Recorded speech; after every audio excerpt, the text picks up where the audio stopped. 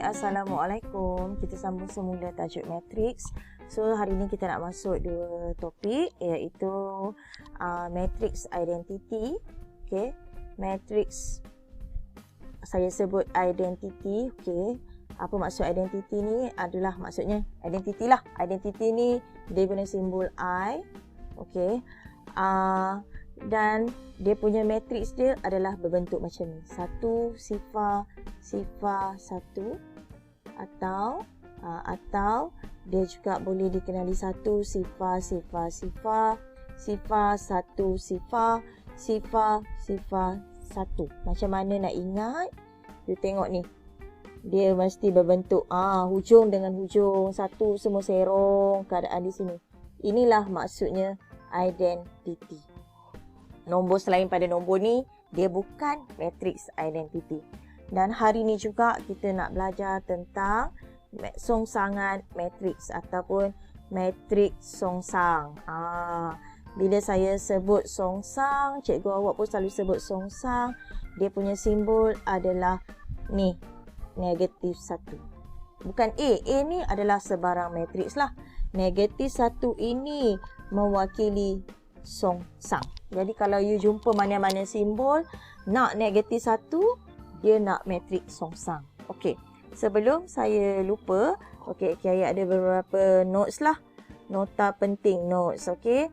Apabila sebarang matriks didarab dengan identiti, akan dapat matriks asal. Ni kena faham. Notes yang pertama. Apabila notes yang kedua, apabila sesuatu matriks didarab dengan songsangan matriks tersebut, jawapannya adalah identity. Kalau tak dapat kedua-dua note ni, kalau tak dapat, jadi awak boleh tengok, kalau you tak boleh menguji ketiga-tiga ni, tak boleh nak menguji kan, ketiga-tiga ni, dua nota ni maksudnya tak betul lah. Okey, macam mana kita nak tengok? Mari kita cuba satu matriks, okey? Okey, contoh dia. Contoh. Saya suka tulis contoh lah. Kalau latihan tu maksudnya saya bagi latihan. Contoh, apabila suatu matriks, okey, 2, 1, 4 dan 3 didarab dengan satu matriks identiti, satu sifar 1. Okey. Ni katakanlah matriks A didarab dengan matriks identiti. Kita kena ingat dia mesti dapat jawapan A. So sekarang kita nak buktikan betul ke tak betul. Okey. Langkah pertama adalah yang kita kena faham. Sekejap saya punya dah terlari sikit lah pula. Okey. Sekejap. Alright. Saya nak besarkan sikit supaya you all nampak. Alright, dekat sini. Okey, langkah pertama saya dah ajar, kita kena pasti baris dan lajur. Saya selalu buat dua ni je. You buat dua ni je supaya you tak keliru. So daripada sini kita boleh selesaikan 2 darab 1 tambah 4 darab sifar. Okey. Seterusnya 2 darab sifar tambah 4 darab 1. Okey. So, yang kedua, 1 darab. Ya Allah, sekejap Inilah masalah bila kadang-kadang dia terlari-lari kan. Okey, tak apa. Kita masih boleh tarik dia balik. You don't worry. Benda ni masih wujud dekat sini. Cuma saya kena betulkan supaya you nampak. Okey, saya nak besarkan sikit supaya you nampak kat sini. Okay. Saya nak nampak kat sini. Saya nak besarkan sikit tulisan ni. Sekejap Okey. Kemudian kita sambung. Baris pertama, lajur kedua. 2 darab sifar tambah 4 darab 1. Okey. Kemudian 1 darab 1 tambah 3 darab sifar. Kalau you tak cakap, you letak je tanda tambah kat sini supaya you faham. Oh, kata kena tambah. Seterusnya 1 darab sifar you tambah dengan 3 darab 1. So daripada sini you boleh selesaikan, you akan dapat 2, 4, 1 dan 3. So sama tak dengan yang asal? So, memang kita nampak sama. So, jadi terbuktilah dengan notes kita tadi. Notes kita tadi, sekejap saya nak tarik notes kita. Okey, notes kita tadi, ini notes kita. Okey, maksudnya terbukti di sini. Apabila sesuatu matrik, you darablah dengan identiti, you akan dapat matrik tersebut. Okey. So, sekarang kita nak yang kedua. Kedua ni, kita kena belajar dulu untuk mencari nilai songsangan. Kedua ni, kita kena belajar dulu untuk mencari matrik songsang. Yang ni you kena faham. Bila nak mencari matrik songsang, dia juga ada formula dia. Okey, kita tengok matrik songsang. Okay, now.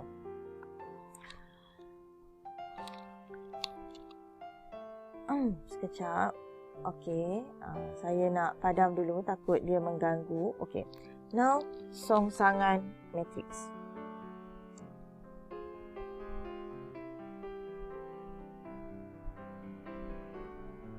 Bila nak buat songsangan matrik, katalah matrik A lah. Okey, you ada diberi unsur A, B, C, D. Jangan salah Jangan salah. Ingat nombor 7. Maksudnya baris dulu. So, A, B, C, D. Baris yang pertama dulu. A, B, C, D. Okey. Saya selalu ajar anak murid saya, you buat anak panah. So, awak buat anak panah. Okay, kita belajar slow-slow. Bila nak mencari matrik songsang, A negatif 1. Maksudnya songsangan pada matrik A. Formula dia adalah 1 per. Okey, memang kena buat 1 per lah. Sekejap bagi elok sikit 1 per. Bila saya buat anak panah, maksudnya A darab D tolak B, C. Okey. Tujuan saya buat anak panah ni supaya awak faham kedua-dua ini akan bertukar tempat. D, A. Cara penulisan saya. Yang B ini, positif ni, dia akan jadi negatif B dan C ni akan jadi negatif C. Inilah formula untuk matrik songsang. Okey, ni formula dia. Jadi, nak tak nak, you kena faham. Tapi mudah je. Bukan susah pun. Langkah pertama, mesti buat anak panah. Langkah pertama. Langkah kedua, kena ingat. Bila songsang negatif 1 ni, mesti mewakili 1 per. Supaya you faham. Lepas tu, mesti AD tolak BC. Kemudian, A dengan D akan bertukar tempat. Mana yang nilai positif dan negatif, dia akan jadi negatif. Sekejap saya tarik sikit. Okey, supaya you nampak. So, kita tengok satu contoh. Okay, kita tengok satu contoh. Contoh. M sama dengan 3, negatif 4, 2 dan 1. Dia suruh cari M songsangan. M songsang. Langkah pertama. Saya cakap apa langkah pertama? Langkah pertama, okey, saya nak tukar color sekejap supaya you tak boring sangat. Okey. Saya guna color magenta. Langkah pertama, tak ada apa-apa pada sini. You letak anak panah. Ini langkah pertama. So, kita tengok negatif 1. So, dia akan jadi 1 per. Okey. 1 per. Panjang sangat kan? Okey, 1 per. 3 darab 1. Mesti tolak. Negatif 4 darab dengan 2. Okey, mesti per panjang. Per, okey, darab. Okey, mesti letak kurungan. Apa nak buat? 1 dan 3 bertukar tempat. Tengok cara penulisan saya Saya tulis 1 dan 3 dulu. Okey, kemudian kalau negatif 4 dia akan jadi positif 4. Kalau 2 dia akan jadi negatif 2. So, ini mudah. Sebenarnya bila dalam kertas 2, awak buat penulisan yang lengkap begini, terus dapat markah tau. Dan markah dia bukannya sikit. Markah dia 2 markah. Jadi awak tak ada masalah pun untuk tak boleh jawab soalan ni. Awak tulis lengkap macam ni, terus dapat 2 markah. Okey, tak bolehlah tinggal macam ni. So, you kena kira lah. Okey, you kena kira. So, sama dengan 1 per... you boleh tekan kalkulator. 3, you dapat berapa? 3 tambah 8, you dapat 11. Okey. So, dapat berapa kat sini? 1. Sekejap saya nak tulis bagi cantik sikit. 1, 4, -2 dan 3. Kajian selalu tanya saya, cikgu, nak tinggal sampai sini ke atau nak selesaikan sampai habis? Tengok kehendak soalan. You boleh di sini pun boleh atau you boleh selesaikan. You darab 1 per 1, you akan dapat 1 per 11, 4 per 11, -2 per 11 dan 3 per 11. Tak ada masalah. Di sini pun boleh. Tapi, saya nak tekankan dekat awak bahawa ini kena jaga. Penulisan matrik you kena jaga. Maksudnya, ni. Yang saya highlightkan kat sini. Ini. Ini sangatlah penting.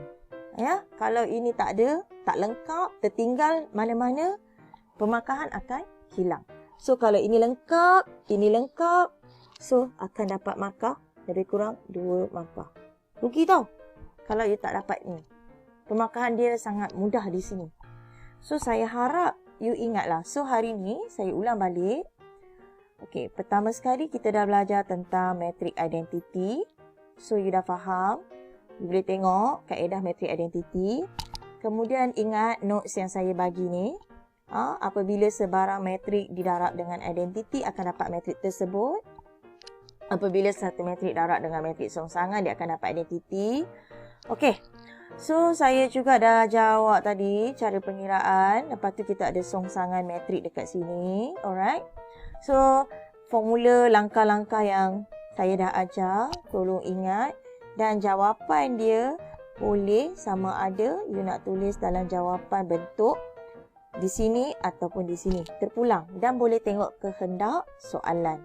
Faham apa yang soalan itu nak. Okey, so itu saja untuk kali ini dan saya akan masuk video seterusnya apabila nak buat penyelesaian yang melibatkan songsangan dan juga identiti.